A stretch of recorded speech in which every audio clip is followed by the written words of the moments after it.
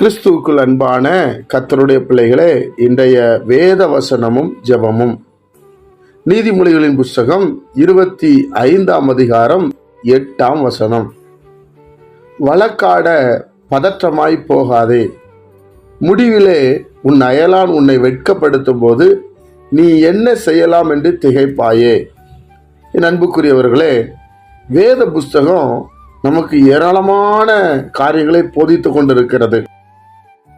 எப்படி நம்ம செயல்பட வேண்டும் என்பதை ரொம்ப அழகா இது போதிக்கிறது. அதனாலதான் இதை படிக்க வேண்டும் என்று நாம் விரும்ப வேண்டும். பாருங்க, ஒரு பிரச்சனைனா வழக்காட பதஷ்டமா போகாதீங்க.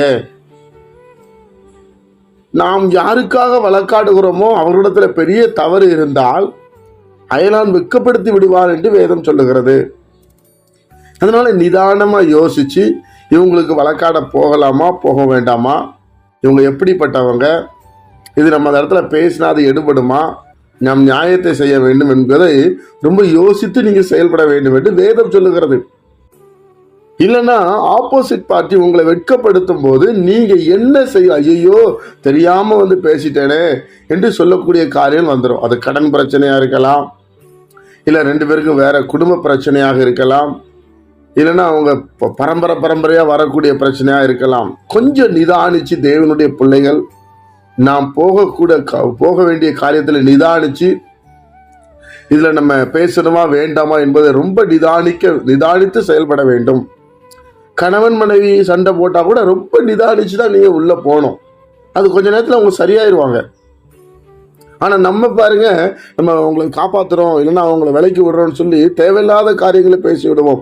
அண்ணன் தம்பி பிரச்சனையா இருந்தாலும் சரி, இட பிரச்சனையா இருந்தாலும் சரி, சொத்துகள் சுகங்கள் பிரச்சனையா இருந்தாலும் சரி, பதஷ்டமா போகக்கூடாது. கர்த்தருடைய பிள்ளைகள் பதற்றப்படக்கூடாது. விசுவாசி பதஷ்டப்படக்கூடாது. ரொம்ப கவனமா இருக்கணும். நம்ம அதைத்தான் ஆண்டவர் இங்க சொல்வதை பார்க்கிறோம்.